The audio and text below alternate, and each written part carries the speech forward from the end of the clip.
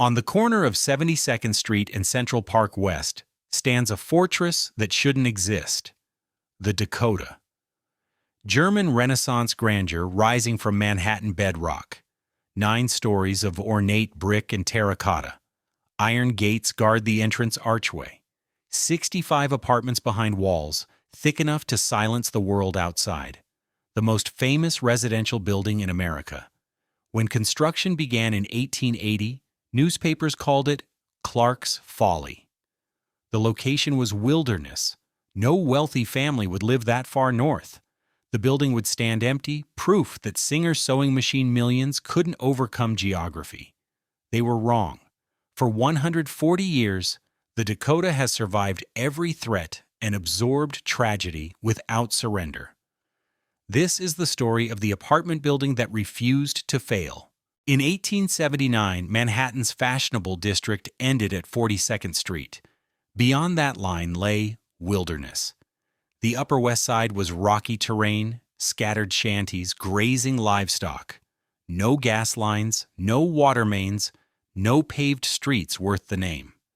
The elevated railway had reached the area that same year, but passengers stared out at desolation.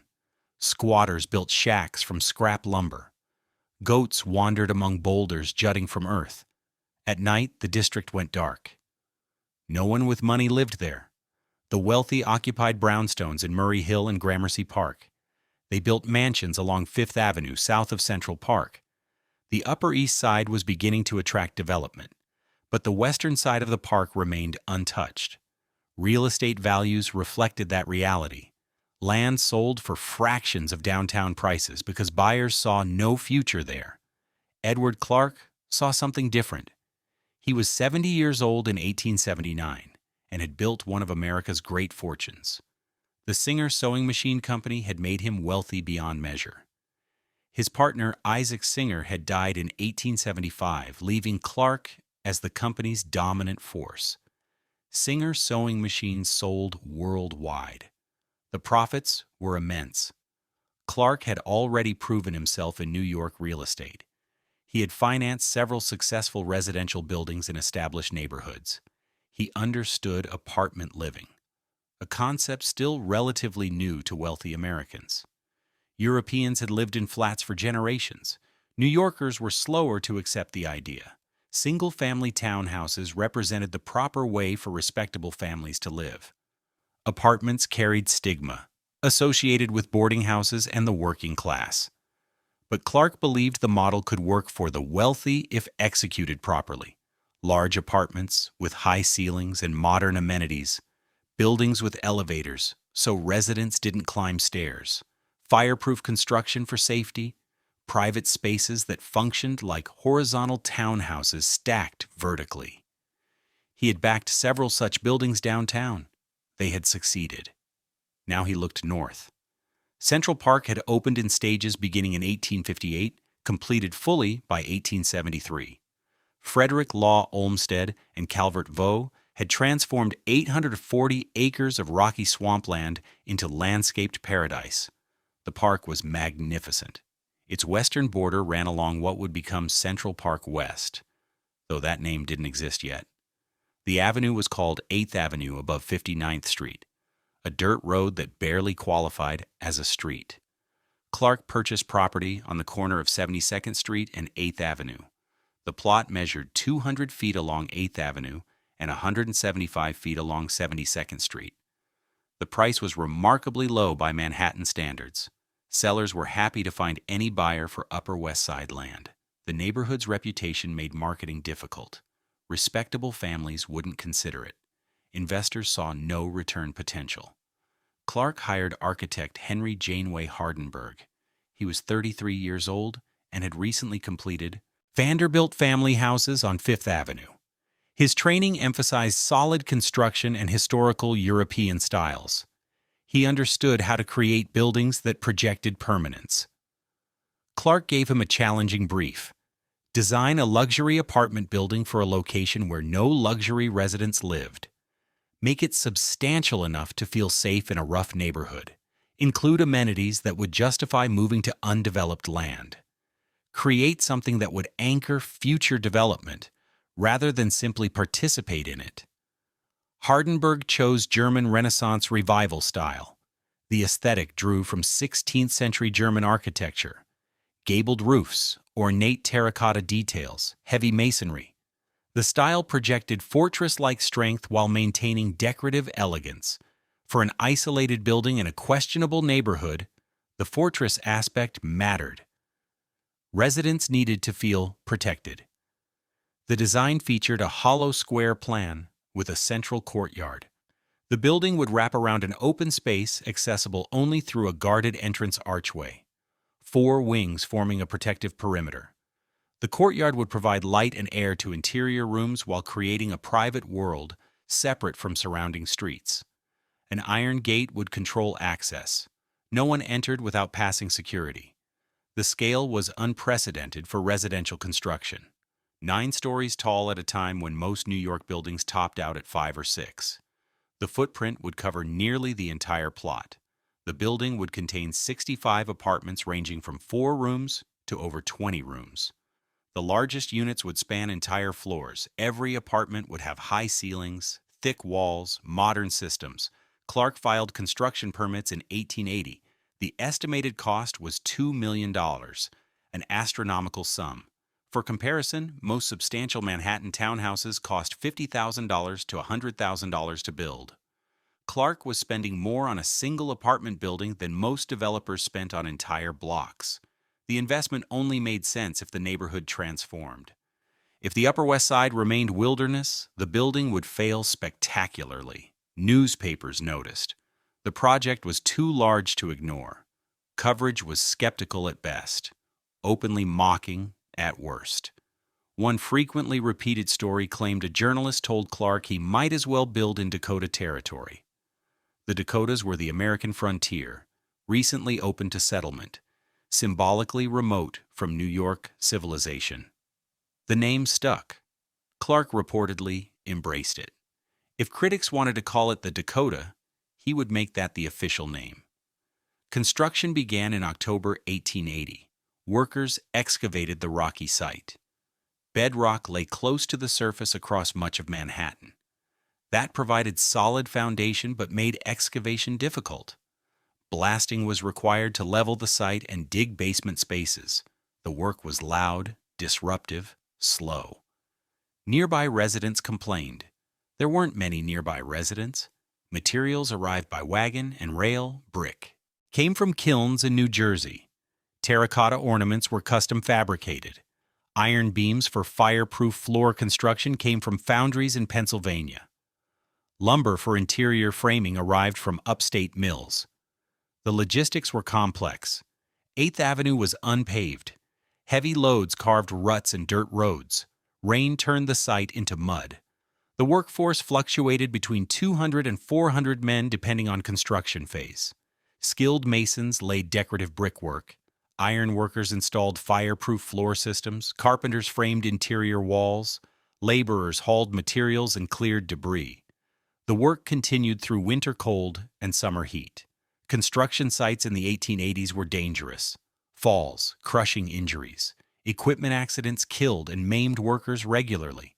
No systematic safety regulations existed. The design included innovations that set the Dakota apart. The building would be fireproof, critical, after the frequent fires that devastated wooden structures. Floor systems used iron beams and terracotta arch construction. Brick walls were thick, sometimes over 2 feet. Stairwells were enclosed in masonry. If fire started in one apartment, it wouldn't spread easily. Wealthy families remembered disasters that had consumed hotels and tenements. Fireproof construction was worth paying for. Elevators were essential. 9 stories meant no one would walk to upper floors regularly. The building would have 4 hydraulic elevators, 1 in each wing. Hydraulic systems used water pressure to lift the cab. They were slower than later electric elevators, but reliable. The machinery occupied basement space. Water tanks on the roof provided pressure. The building was wired for electricity, though electric service didn't exist in the neighborhood yet. Gas lines provided lighting and cooking fuel initially. But Clark anticipated that electricity would arrive eventually. When it did, the Dakota would be ready. Conduits and junction boxes were installed during construction.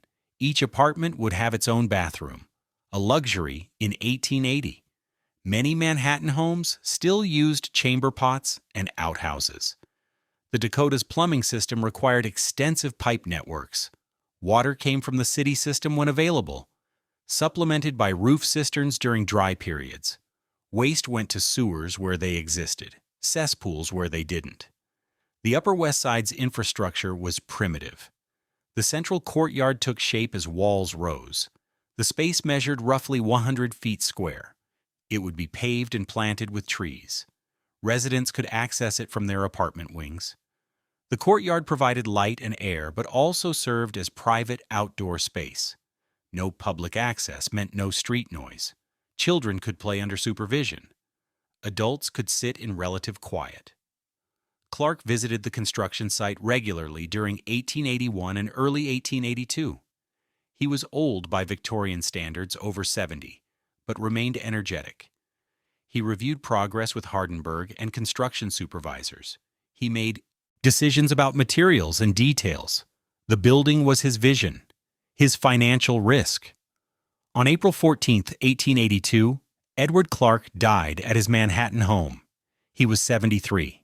Heart failure was listed as the cause. He had lived long enough to see the Dakota's walls rise and the roof take shape, not long enough to witness completion. His family inherited the project along with his fortune. His son, Alfred Corning Clark, and grandson Edward Severin Clark became responsible for finishing what Edward had started. They could have halted construction. The building was already controversial. Continuing would require millions more. The family chose to proceed. By October 1884, the Dakota was finished. 4 years of construction had transformed Clark's controversial vision into physical reality. 9 stories of brick and terracotta stood at 72nd and 8th Avenue. Ornate gables crowned the roof line. Terracotta panels depicted faces, flowers, geometric patterns. Iron balconies jutted from upper floors. The building looked like something transported from Germany. A Renaissance palace reimagined as a Manhattan apartment house. The entrance archway on 72nd Street measured wide enough for carriages to pass through into the central courtyard. Iron gates controlled access. A porter's station stood just inside where staff could monitor everyone who entered. The archway tunnel extended roughly 40 feet through the building's base before opening into the courtyard.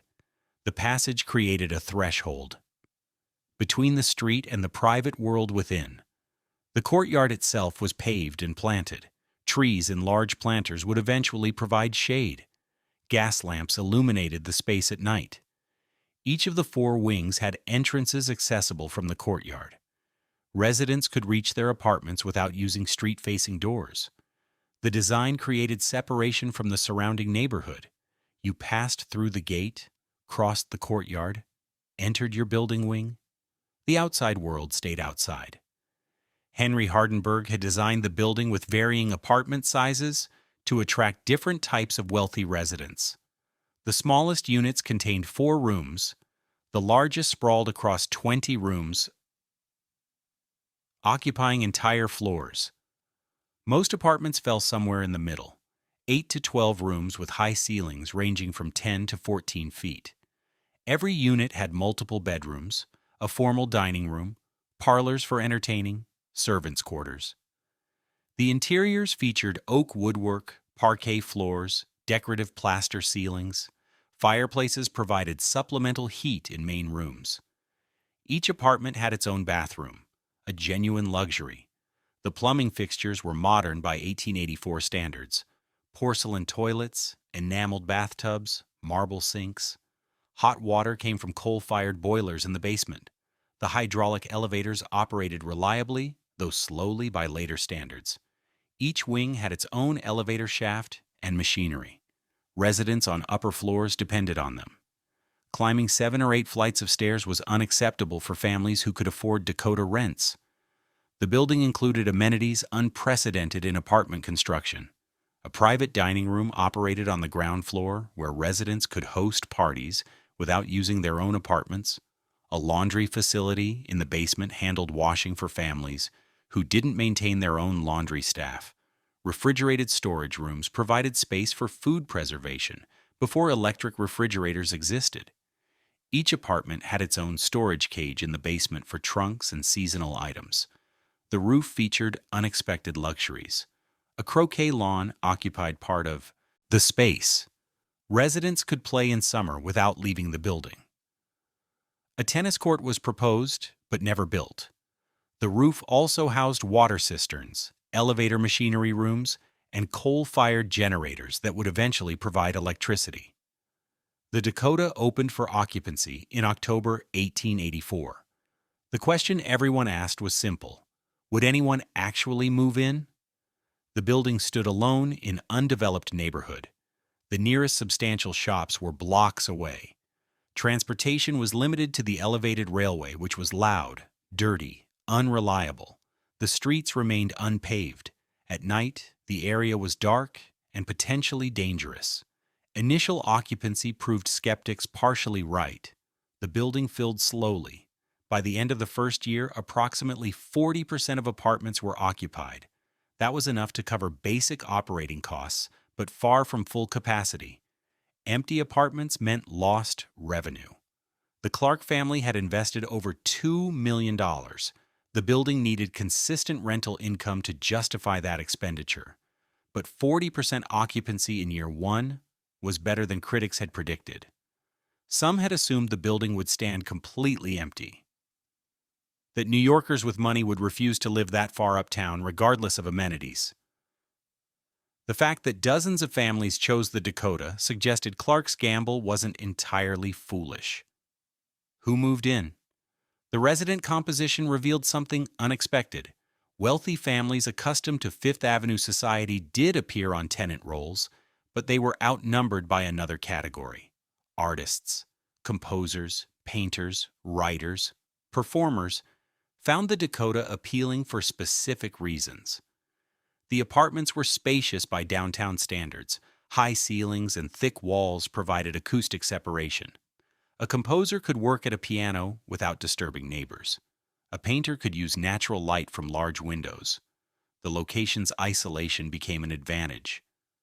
Fewer social obligations, fewer distractions. Rental prices reflected the experimental nature of the address. A 4-room apartment rented for roughly $1,500 annually. A 12-room unit cost $3,000 to $4,000 per year. Those figures were below comparable space in established neighborhoods. The discount compensated for location disadvantages. Families willing to accept Upper West Side living got more space for their money. Several prominent New Yorkers took apartments despite the neighborhood's reputation. Theophilus Brower Woolsey, a wealthy attorney, moved his family in. Edward Seligman Clark, one of Edward Clark's grandsons, maintained an apartment. Several German immigrant families found the building's architectural style comfortingly familiar. European immigrants, particularly Germans, were more accustomed to apartment living than native-born Americans. The building required substantial staff to operate. Each apartment employed its own servants who lived in quarters on the upper floors. But the building itself needed employees, doormen, controlled access at the street and courtyard gates. Engineers maintained boiler systems and elevators. Porters cleaned common areas. Groundskeepers tended the courtyard plantings. During winter, workers shoveled snow from the courtyard and entrance. The Dakota's success or failure would determine whether the Upper West Side developed further. If the building remained half-empty, other developers would avoid the area. No one would risk capital building luxury housing where the market had been proven weak. But if the Dakota filled completely and commanded strong rents, that would signal opportunity. The building was a test case. By 1886, occupancy had climbed above 60%. The trend was positive. Word spread among New York's artistic community about the building's advantages: large apartments, relatively affordable rents, thick walls for privacy, creative atmosphere. More musicians moved in, more painters. The Dakota was developing a reputation distinct from typical society residences. It wasn't just a place to live. It was becoming a place where artists worked. The transformation happened faster than anyone expected. By 1890, the Dakota was approaching full occupancy. The building that critics had mocked 6 years earlier was now proving itself financially viable. More importantly, it was beginning to reshape the neighborhood around it. Other developers noticed, if wealthy tenants would pay for Upper West Side apartments, there was money to be made. The elevated railway that had reached the area in 1879 provided essential access. The 9th Avenue Elevated ran north from Lower Manhattan, with a station at 72nd Street just blocks from the Dakota. The ride was uncomfortable, loud, dirty. Coal-burning locomotives spewed smoke and cinders, but the eel made commuting possible. Businessmen could live uptown and reach their offices downtown in under an hour. That accessibility was crucial. Infrastructure improvements accelerated through the 1890s. The city paved more streets. Gas lines extended further north. Water mains reached the Upper West Side with consistent pressure. Sewer systems replaced cesspools. Electric lines began appearing as power companies expanded service. The wilderness that had existed in 1880 was rapidly becoming civilized urban landscape. The Dakota had arrived too early. Now the neighborhood was catching up. Other apartment buildings rose near the Dakota through the 1890s and early 1900s. The San Remo, the El Dorado, the Kenilworth. Developers mimicked elements of the Dakota's design while adding their own variations: large apartments, high ceilings, courtyard layouts, grand entrances. The Upper West Side was becoming an apartment district distinct from the townhouse neighborhoods on the Upper East Side. The architectural character reflected that difference. Buildings were larger, more ornate, designed to announce their presence. Central Park's western edge transformed from wilderness boundary to prestigious address. Families who might have chosen Fifth Avenue instead looked west. The park views were equally spectacular. The apartments were often more spacious. Rents remained somewhat lower than comparable Upper East Side properties, though the gap was narrowing. The Dakota had proven a market existed. The building's resident composition continued to favor creative professionals. Composers found the Dakota particularly appealing. The combination of space, soundproofing, and artistic community created an environment conducive to musical work. Several prominent musicians maintained apartments through the 1890s and into the new century. The building earned a reputation as a place where serious artists lived and worked. That reputation attracted more artists, reinforcing the pattern. The physical structure required constant maintenance. The Clark family, which retained ownership after Edward's death, invested in upkeep and improvements. The original gas lighting was supplemented and eventually replaced by electric lights as power became reliably available. The hydraulic elevators were overhauled periodically to maintain safe operation. The courtyard landscaping matured as trees grew and plantings filled in. The building aged but didn't deteriorate. The entrance archway became iconic. The passage through the building's base with its iron gates and porter's station created a dramatic threshold. Arriving at the Dakota meant passing through that gateway into a protected world. The architectural theater of the entrance sequence was intentional. Hardenberg understood that how you entered a building shaped how you experienced it. The Dakota's entrance announced that crossing this threshold meant leaving ordinary city streets behind. The dry moat that surrounded three sides of the building served both practical and symbolic purposes.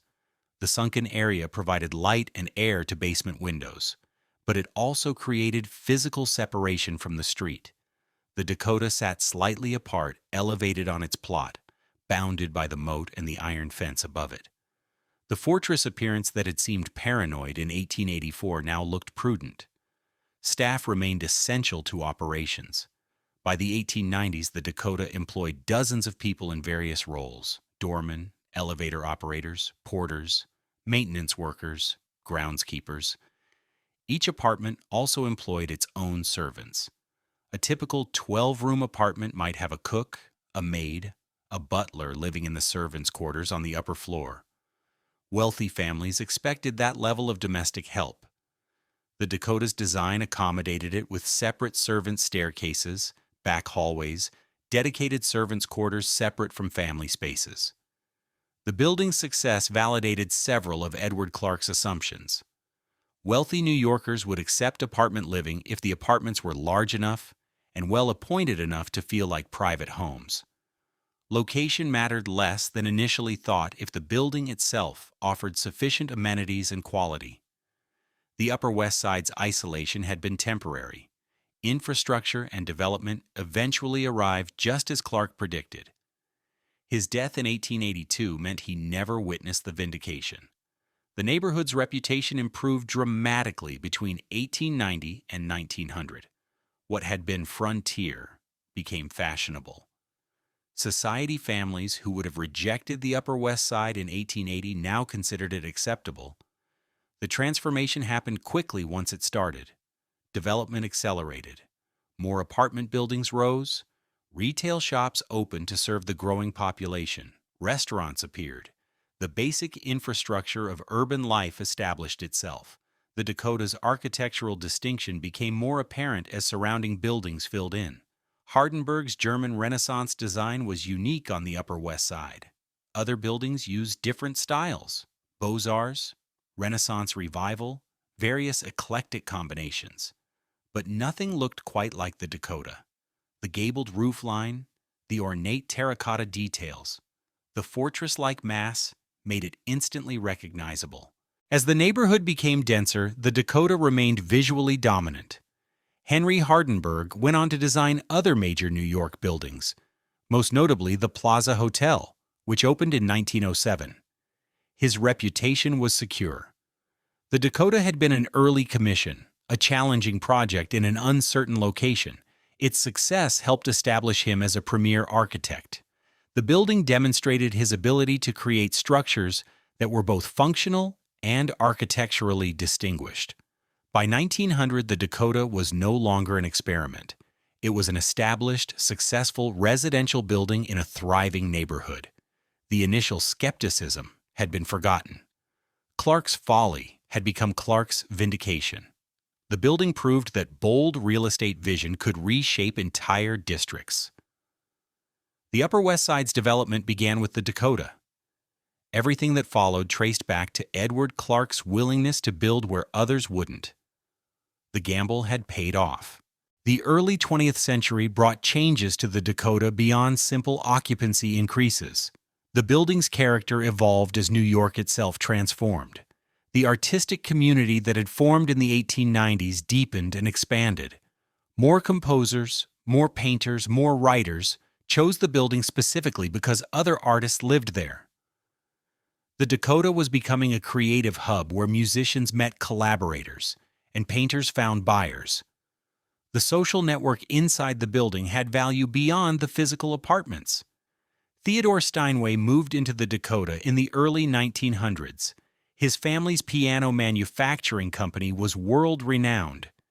Having Steinway as a resident reinforced the building's musical reputation. Musicians knew they lived in the same building as the man whose pianos they played.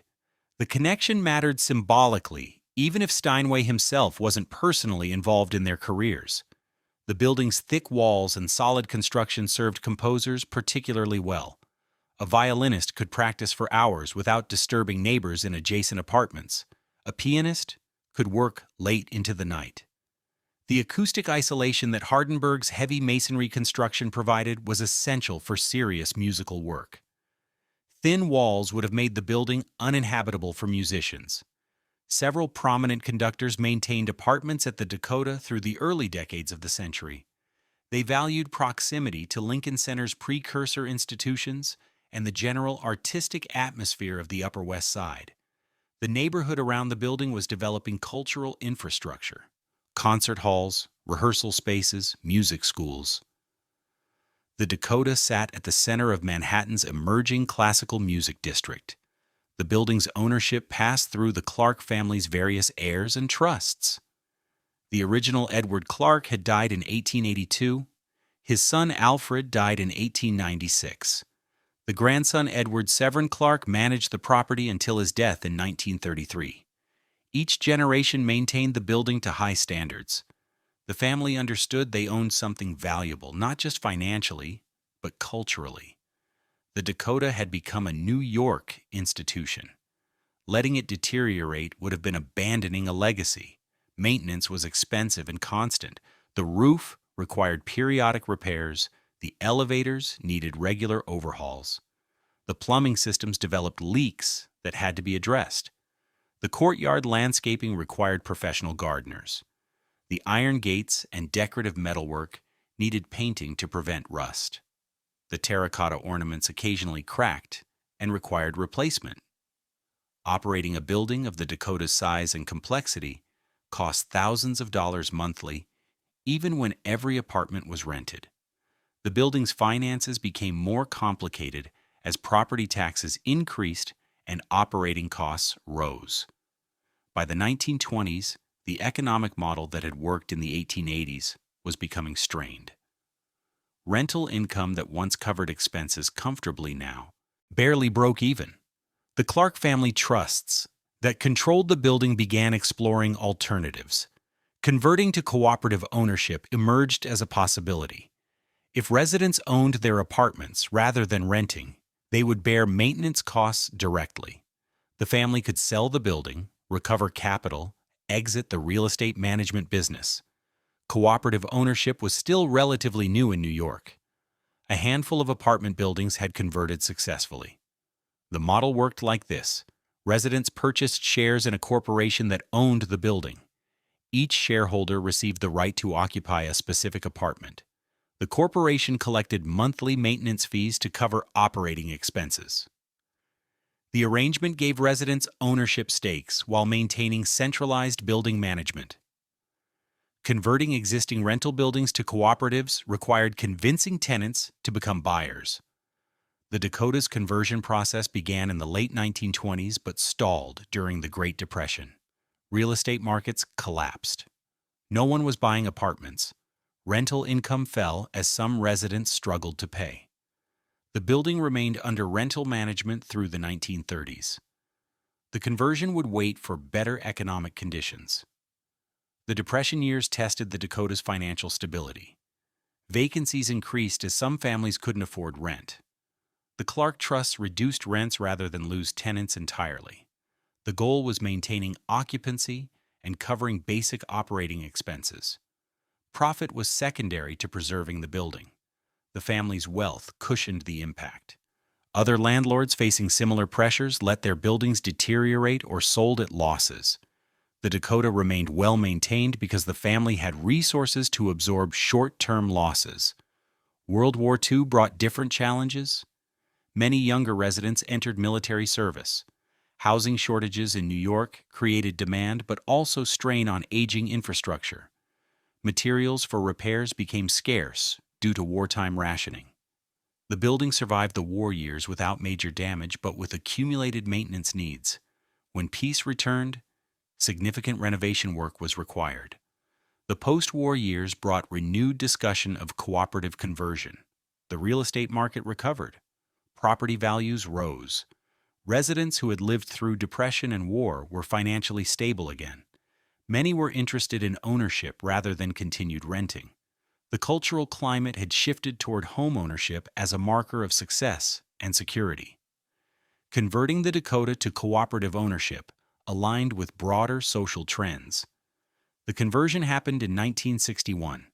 The Dakota Apartments Corporation was formed. Existing tenants were offered the opportunity to purchase shares corresponding to their apartments. Most accepted. Some longtime residents who couldn't afford purchase prices or didn't want ownership responsibility moved out. New residents purchased those vacated apartments. Within 2 years, the conversion was essentially complete. The Dakota was now a cooperative owned by its residents rather than by the Clark family heirs. The cooperative structure required formal governance. A board of directors elected by shareholders made decisions about building management, maintenance priorities, and most importantly, approval of new residents. When apartments became available through sale or inheritance that were became heredices, the board reviewed potential buyers. They evaluated financial capacity to pay purchase price and monthly maintenance. They also evaluated whether prospective residents would fit the building's character and culture. This approval process gave the board significant power over who could live in the Dakota. The board developed a reputation for strict standards. Applicants needed substantial financial resources. A general guideline emerged that buyers should have liquid assets equal to several times the apartment purchase price. The monthly maintenance fees were high, typically several $1,000s. Prospective residents needed income sufficient to cover those fees comfortably. The financial bar was set deliberately high. The board wanted residents who could support the building's ongoing expenses without strain. The approval process also considered intangible factors. Would the applicant respect the building's architectural character? Would they contribute positively to the community? Would they create disruptions or problems? The board exercised subjective judgment. That discretion occasionally generated controversy. Some rejected applicants claimed the board's decisions reflected prejudice or arbitrary personal preferences. The board maintained they were protecting the building's long-term interests and existing residents' quality of life. Several celebrity applicants were reportedly rejected over the years. Cher supposedly applied and was turned down. Billy Joel was rejected according to some accounts. The board's reasoning wasn't public, but speculation suggested they worried about security issues, media attention, lifestyle factors. Whether those specific rejections actually happened is disputed. But the stories reinforced the Dakota's reputation for exclusivity. Getting board approval wasn't automatic regardless of wealth or fame. The conversion to cooperative ownership in 1961 marked a transition point. The building's character began shifting subtly but noticeably. Rental tenancy had created fluidity. People moved in, lived for years, moved out when circumstances changed. Cooperative ownership encouraged permanence. Residents who purchased apartments intended to stay. They had made substantial financial investments. Selling and moving meant transaction costs and board approval hassles. The result was a more stable, less transient population. The 1960s brought the Dakota into a new era of cultural prominence. The building had always housed artists and musicians, but now it was attracting major celebrities from entertainment and the arts. The combination of architectural distinction, Upper West Side location, spacious apartments, and cooperative exclusivity appealed to people who valued privacy and prestige. The board's strict approval process paradoxically made the building more desirable. Rejection stories enhanced the mystique. Getting approved meant you had passed a test that others failed. Lauren Bacall purchased an apartment in the mid-1960s. The legendary actress and widow of Humphrey Bogart wanted a New York base after years in California. She chose the Dakota for its architecture and privacy. The thick walls meant paparazzi couldn't hear conversations. The guarded entrance kept unwanted visitors out. The building provided security without visible fortress-like measures. Bacall became one of the Dakota's most prominent residents, maintaining her apartment for decades. Leonard Bernstein moved into the Dakota in the late 1960s. The composer and conductor was at the height of his fame as music director of the New York Philharmonic. He purchased a large apartment that could accommodate a piano and space for composition. Bernstein's presence reinforced the building's musical heritage. The Dakota had housed musicians since the 1880s. Now it was home to one of the most famous conductors in the world. The tradition continued. Roberta Flack, the Grammy-winning singer and pianist, took an apartment in the Dakota in the early 1970s. She valued the building's acoustic properties and artistic community.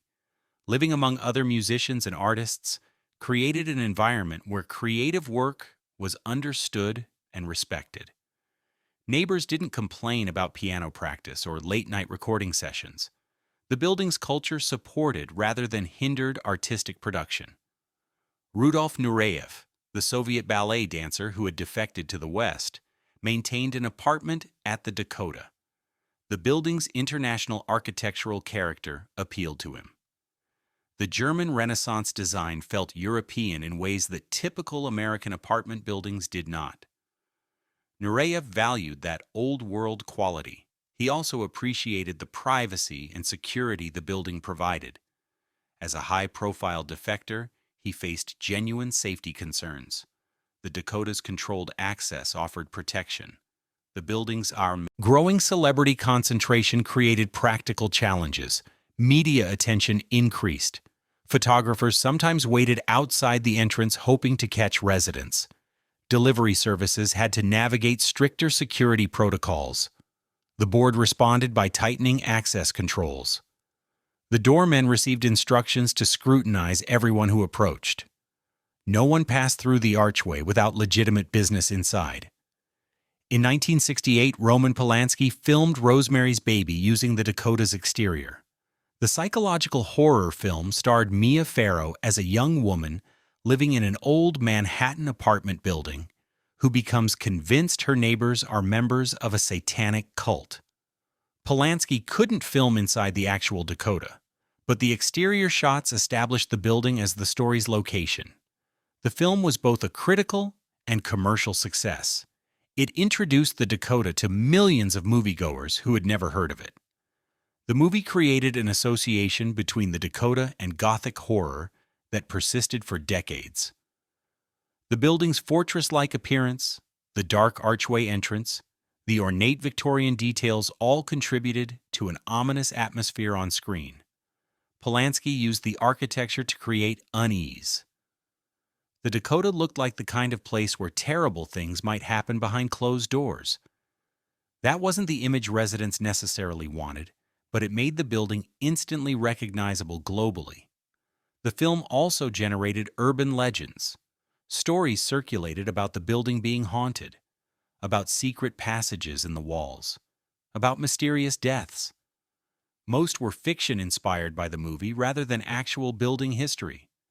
But the legends became part of the Dakota's mythology. Tourists began appearing, taking photographs of the entrance, hoping to glimpse celebrities. The board and residents tolerated this attention, but didn't encourage it. The building received landmark designation from the New York City Landmarks Preservation Commission in 1969. The designation recognized the Dakota's architectural and historical significance. It also imposed restrictions on exterior modifications.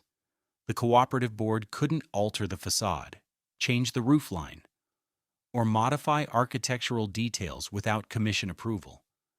The designation protected the building from inappropriate changes but also limited the board's autonomy. Preservation and property rights occasionally conflicted. Landmark status increased the building's cultural importance. The Dakota wasn't just a prestigious address, it was now officially a historic structure worthy of protection. That status attracted residents who valued living in a building with documented significance. It also attracted attention from architecture historians, preservationists, urban planners. The Dakota became a case study in how luxury apartment buildings could be preserved and adapted for modern use while maintaining original character. The Upper West Side continued developing through the 1960s and 70s. Lincoln Center opened in the mid-1960s, bringing major cultural institutions to the neighborhood. The Metropolitan Opera, the New York Philharmonic, the New York City Ballet all relocated to the new complex. The Dakota sat just blocks from Lincoln Center. The proximity was convenient for musicians and performers. The cultural infrastructure that Edward Clark had anticipated in 1880 was finally fully realized, nearly a century later. The building's maintenance costs continued rising. The cooperative structure meant shareholders bore those expenses through monthly maintenance fees. By the early 1970s, monthly fees for large apartments reached several $1,000s. Those fees covered staff salaries, utilities, repairs, insurance, property taxes, capital improvements. The board carefully managed finances but couldn't prevent cost increases driven by inflation and New York's rising labor costs. The strictness of the board's approval process became more pronounced. Financial requirements increased as building expenses rose. The board wanted residents who could comfortably afford maintenance fees without strain. They also wanted people who would maintain their apartments to high standards. Neglected interiors would eventually require expensive repairs that became the building's responsibility. The board increasingly viewed apartment sales as opportunities to select residents who would be assets rather than liabilities. Some critics argued the approval process had become too restrictive, that the board was creating an environment of excessive exclusivity. Supporters countered that cooperative boards had both the legal right and the practical necessity to carefully evaluate prospective residents. The building's long-term financial health depended on residents who paid maintenance promptly and maintained their units properly. The board's strictness, they argued, protected everyone's investment. The Dakota's reputation evolved through the 1960s and early 70s from distinguished older building to cultural icon. The combination of architectural landmark status, celebrity residence, Rosemary's Baby fame, and board exclusivity created a mystique that extended far beyond New York real estate circles. The building had become famous not just for what it was, but for what it represented. Old New York wealth, artistic achievement, architectural preservation, social exclusivity, all embodied in 9 stories of brick and terracotta. The Dakota was no longer just an apartment building. It was a symbol. In the spring of 1973, Yoko Ono walked through the Dakota's entrance archway looking for an apartment. She'd grown tired of living in hotels and temporary accommodations. She wanted a permanent New York residence. The Dakota appealed for several reasons. The building's artistic reputation aligned with her background as an avant-garde artist. The security and privacy mattered enormously, and the architecture itself, the fortress-like presence, the protected courtyard, suggested safety. She found what she wanted. Apartment 72 was a 7-room unit on the 7th floor. The space wasn't the largest in the building, but it was substantial. High ceilings, thick walls, windows facing the courtyard. The apartment needed renovation, but had good bones. Yoko made an offer. The board reviewed her application. She had the financial resources required. Her artistic credentials were impeccable. The board approved her purchase. Yoko's husband, John Lennon, was initially less enthusiastic about the Dakota. He found the building dark and gloomy. The Gothic architecture reminded him of horror films. But Yoko insisted. She believed the building's protective qualities were essential. The couple had faced harassment, threats, constant media intrusion. The Dakota offered a level of security that few New York buildings could match. Lennon eventually agreed. They purchased the apartment for approximately $150,000. By contemporary standards, that was expensive but not outrageous for Manhattan real estate. The couple moved in during the summer of 1973. Renovations continued while they lived there. They hired architects and contractors to reconfigure spaces, update systems, create the home they envisioned. Lennon began spending more time at the Dakota and less time resenting the move. The building's qualities became apparent. The soundproofing was excellent. The doormen were professional and protective. Neighbors respected privacy. No one bothered them in the courtyard or hallways. Lennon and Ono acquired additional apartments as they became available. Eventually, they owned 5 separate units in the building.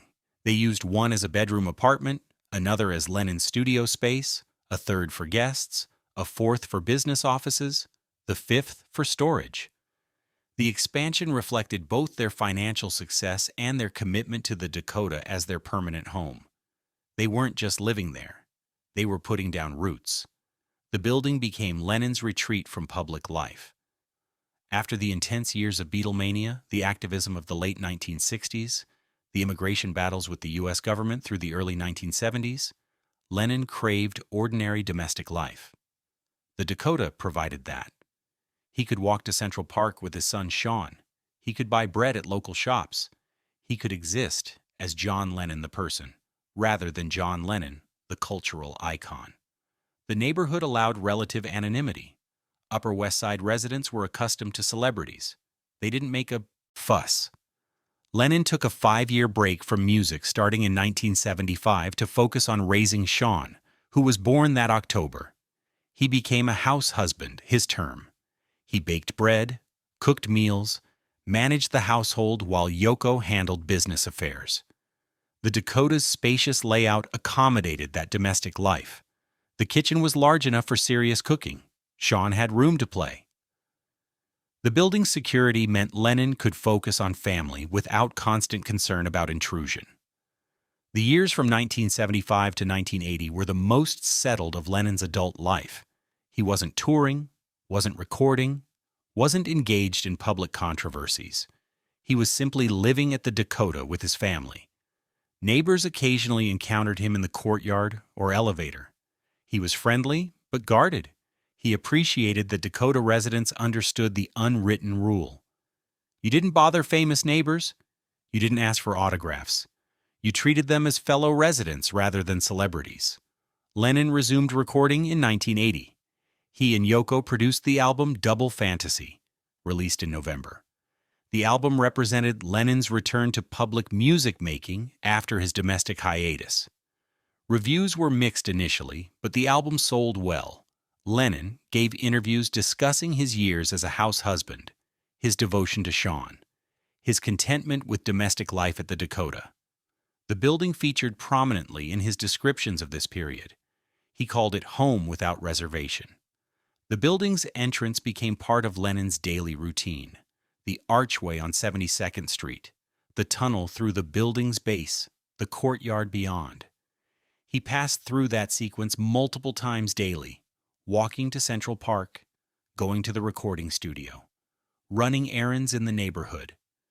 The entrance was a transitional space between public street and private home. The Dakota's design created that threshold deliberately. Residents crossed from public to private with clear demarcation.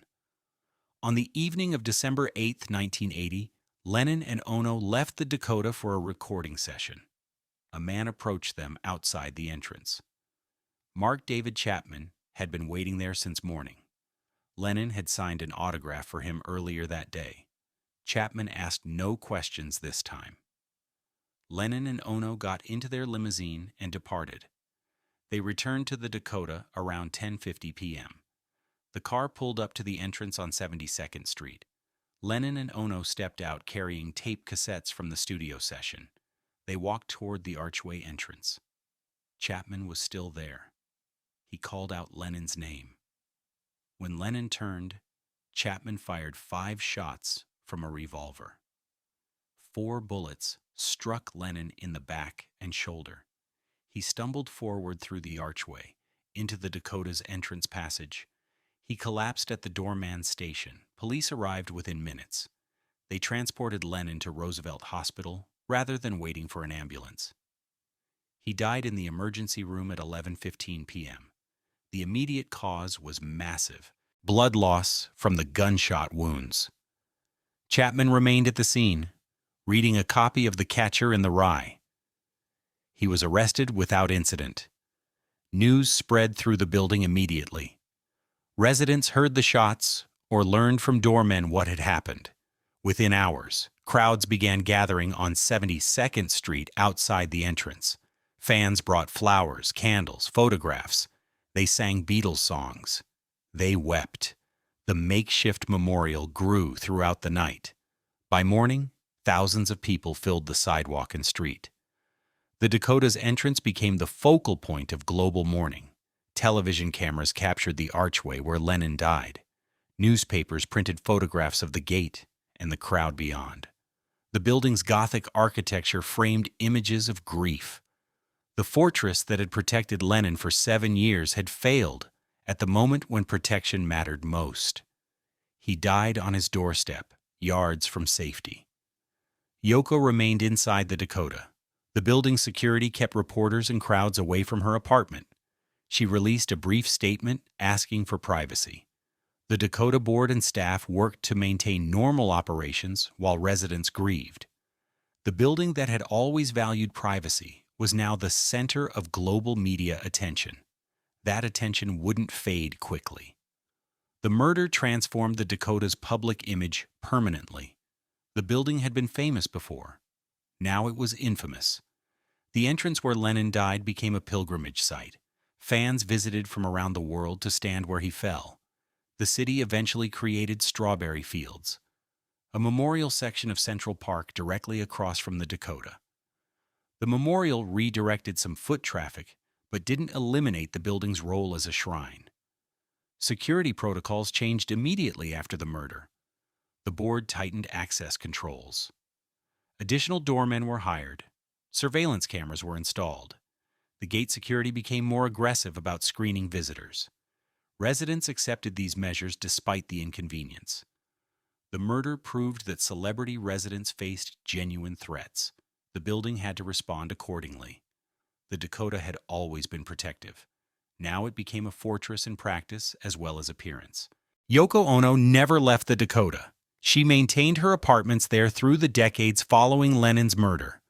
The building became her permanent home, the place where she and Lennon had lived together, where Sean grew up, where their family life had unfolded.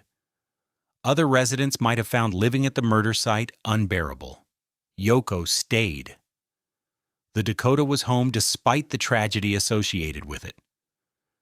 Her presence influenced the building's character. She was the Dakota's most famous resident, its connection to Beatles history, and a reminder of what happened outside the entrance in 1980. New residents understood that living at the Dakota meant living with that history. The building's identity was inseparable from Lennon's death. Tourists photographed the entrance. Fans left flowers on anniversaries. The building couldn't escape its role as murder site and memorial. The board navigated this attention carefully. They wanted to honor Lennon's memory without letting the building become only about him.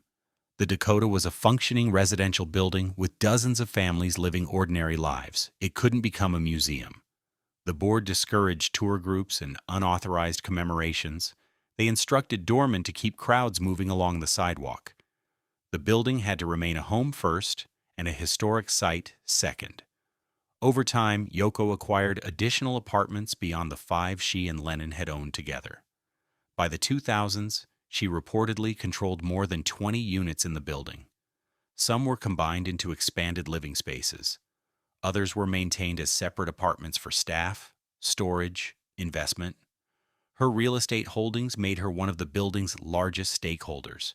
That gave her significant influence over board decisions and building policy. The cooperative board's approval process became even stricter after Lennon's murder. Security concerns intensified. The board wanted residents who wouldn't attract dangerous attention or create security problems. They also wanted people who understood the building's unique character and challenges. Living at the Dakota meant accepting constant tourist presence outside, media interest in the building, the weight of its tragic history. Not everyone could handle that psychologically. The financial requirements for purchase remained extraordinarily high. By the 1990s, Dakota apartments were selling for several $1 million each. The largest units commanded prices exceeding $10 million. Monthly maintenance fees ranged from $5,000 to over $15,000 depending on apartment size. The board required proof that buyers could afford not just purchase price, but ongoing costs. They wanted to see liquid assets equal to multiple times the purchase price. The bar was set deliberately out of reach for all but the wealthiest New Yorkers. Several high-profile rejection stories emerged over the years. Gene Simmons of Kiss reportedly applied and was rejected. Melanie Griffith and Antonio Banderas were turned down according to some accounts. Carly Simon was rejected despite being a successful musician with the financial resources required. The board's reasoning remained confidential, but speculation suggested they worried about lifestyle issues, publicity, simple personal judgment that applicants wouldn't fit the building's culture. The rejection stories served a purpose beyond simple exclusivity. They reinforced the Dakota's mystique. Getting board approval meant you had achieved something rare and difficult. The rejection of famous, wealthy celebrities emphasized that money and fame weren't sufficient. You needed something else. What that something was remained deliberately vague. Discretion, perhaps, respect for tradition, an understanding of the building's special character. The board maintained control over defining those intangible qualities. Other celebrities did gain approval and moved in. Maury Povich and Connie Chung purchased an apartment, Jason Robards lived there, Rex Reed maintained a unit. The building continued attracting entertainment industry figures, though fewer than might be expected given its fame. The board's selectivity kept celebrity concentration moderate. They didn't want the Dakota to become known primarily as a celebrity building. That would compromise the privacy that made it desirable in the first place. Architectural preservation remained a priority. The building's landmark status meant exterior modifications required approval from the city's Landmarks Preservation Commission. But interior preservation was equally important. The board encouraged residents to maintain original architectural details: high ceilings, parquet floors, decorative plasterwork, oak woodwork. When apartments changed hands, the board reviewed renovation plans. They rejected proposals that would destroy historic elements. The building's character depended on those original details surviving. Maintenance costs continued escalating. Labor costs, energy costs, insurance, property taxes all increased relentlessly. The building's age meant systems required constant attention. The elevators, installed in the 1880s and updated periodically, needed ongoing maintenance. The plumbing systems developed leaks. The roof required repairs. The terracotta ornaments weathered and occasionally needed replacement. The courtyard landscaping required professional care. Operating a 140-year-old building was expensive under any circumstances. Operating it to luxury standards was even more costly. The board assessed shareholders periodically for major capital improvements. Replacing all windows in the building cost millions. Updating the electrical systems required extensive work. Renovating the basement storage areas and service spaces involved significant expense. Each assessment added thousands or tens of thousands of dollars to what residents already paid in monthly maintenance. Shareholders grumbled, but paid. They understood the building required investment to maintain value and livability. Ghost stories persisted. Several residents reported seeing Lennon's ghost in hallways or the courtyard. Others claimed to hear his voice or sense his presence. The stories were probably folklore rather than genuine supernatural encounters, but they became part of Dakota mythology. The building had appeared in Rosemary's Baby as a setting for occult horror. Lennon's murder added real tragedy. Ghost stories seemed almost inevitable given that history. The entrance archway remained the building's most photographed feature. Tourists stood on 72nd Street taking pictures of the spot where Lennon died. The Dakota couldn't control public sidewalks. The city had created strawberry fields across the street in Central Park as an official memorial. But that didn't stop people from focusing on the building itself. The archway appeared in countless photographs, documentaries, news reports. It was visually distinctive and historically significant. Media coverage of anything related to Lennon almost always included shots of the Dakota entrance. By the 21st century, the Dakota had stood for over 120 years. It had survived every threat that typically destroys historic buildings: economic downturns that bankrupted landlords and led to demolition, development pressure that turned other sites into modern high-rises, changing tastes that made Victorian architecture seem outdated. The building endured because of careful stewardship, landmark protection, cooperative ownership structure, simple good fortune. It helped that the apartments remained desirable. People wanted to live there. That sustained demand justified the expense of preservation. The building's role in New York's cultural landscape was secure.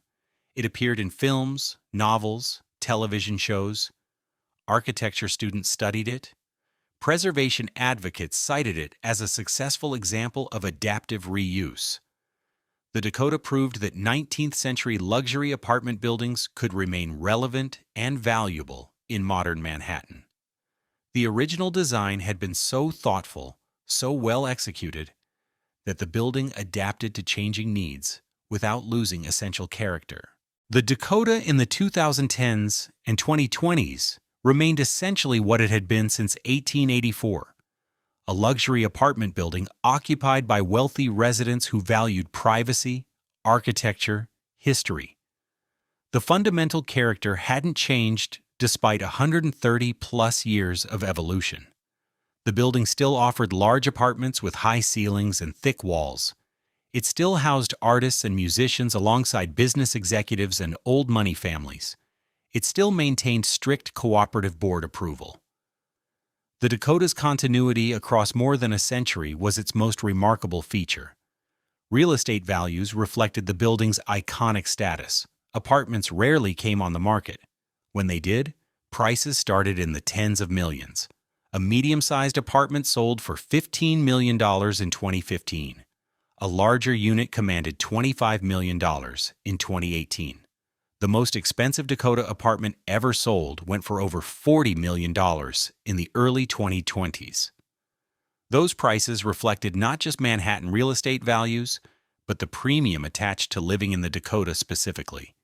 Buyers paid for the address, the history, the architecture, the exclusivity.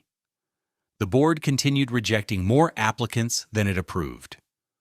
Financial qualification remained the baseline requirement. Proof of assets sufficient to cover purchase price, plus several years of maintenance fees. Liquid assets, not just net worth. The board wanted people who could write checks without selling property or liquidating investments. That requirement alone eliminated most potential buyers. Even successful professionals earning $500,000 annually often couldn't meet the liquidity standards. Beyond finances, the board evaluated character and lifestyle. Would the applicant maintain the apartment properly? Would they respect the building's rules and culture? Would they create security problems or media attention? The board conducted extensive background checks. They interviewed references. They reviewed financial records in detail. The process could take months. Some applicants withdrew before receiving decisions, finding the scrutiny excessive. Current residents included a mix of entertainment figures, finance executives, real estate developers, and families who had owned apartments for generations. Several residents had inherited their units from parents or grandparents who purchased during the early cooperative conversion years. Those multi-generational families provided continuity. They remembered the building before Lennon, before landmark designation, when it was simply a well-maintained older apartment building. Their institutional memory helped preserve the Dakota's character as something beyond a celebrity residence or tourist attraction.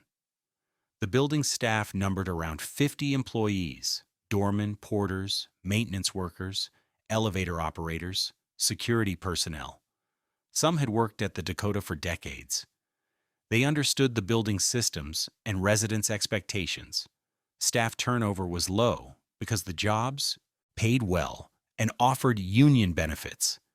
The Dakota's reputation as a quality employer helped retain experienced people. That continuity mattered.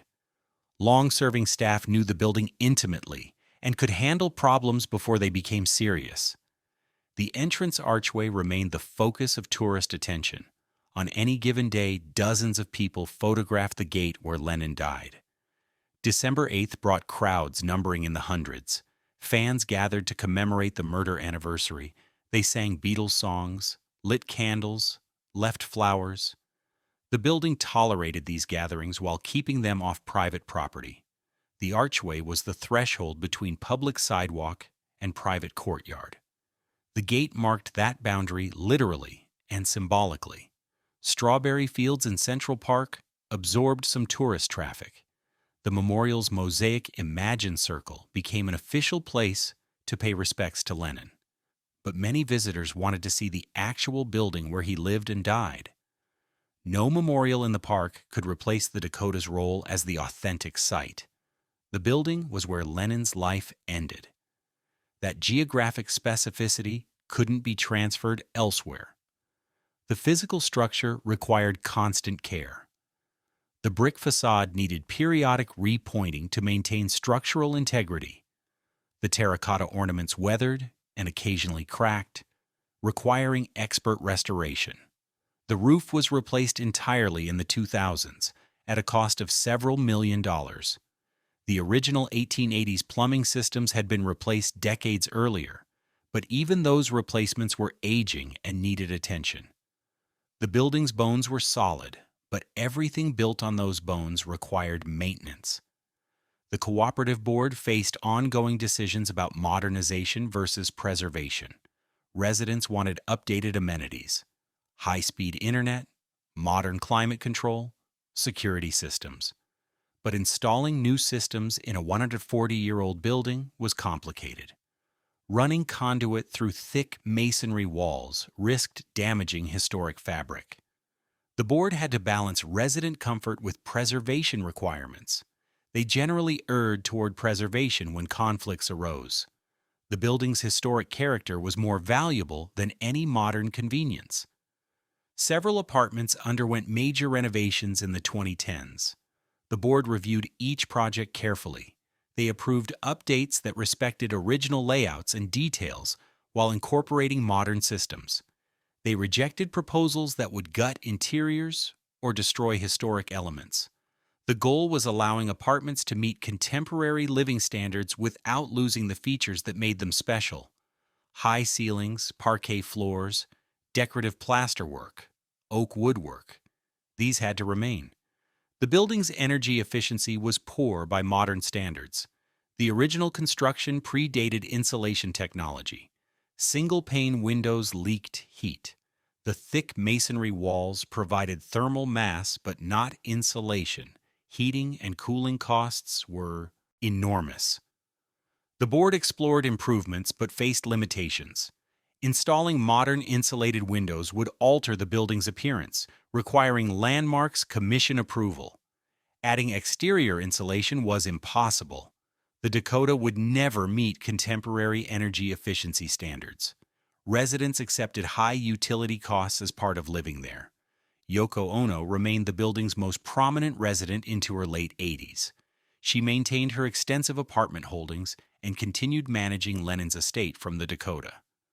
Her longevity at the building, over 50 years by the 2020s, made her a living connection to the building's late 20th century history. Newer residents knew the Dakota partly through Yoko's continued presence. She was a reminder that the building wasn't just history, it was home to people with ongoing lives. The Dakota's role in popular culture continued.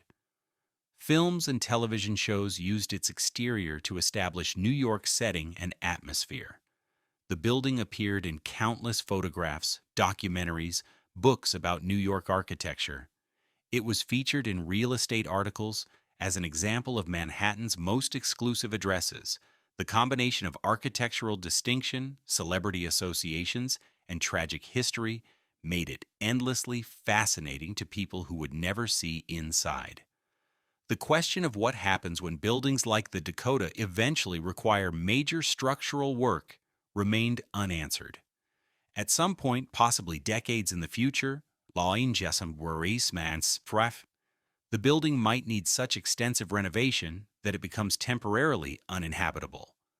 The cooperative board was building reserves for that possibility, but the costs would be astronomical. Maintaining a 19th century building to 21st century luxury standards required resources most cooperatives couldn't marshal. The Dakota could do it because apartments were so valuable that shareholders had enormous financial incentives to preserve their investments. Edward Clark's gamble on the Upper West Side had outlasted every prediction.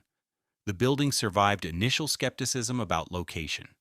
It survived economic depressions and wars. It survived changing architectural tastes. It survived cooperative conversion. It survived becoming famous. It survived murder and tragedy. The Dakota endured because people kept choosing it, kept investing in it, kept believing it was worth preserving. The fortress on 72nd Street still stands. The archway entrance still creates a threshold between public street and private courtyard. The thick walls still provide acoustic isolation for musicians and privacy for everyone else. The high ceilings and parquet floors still evoke Gilded Age construction. The building still houses artists alongside wealthy families. Buildings don't last 140 years by accident. They last because each generation decides preservation matters more than demolition. The Dakota survived because enough people believed a palace built in wilderness deserved to remain standing. New York's most famous apartment building endures not despite its age, but because of it. The story isn't finished. The Dakota continues.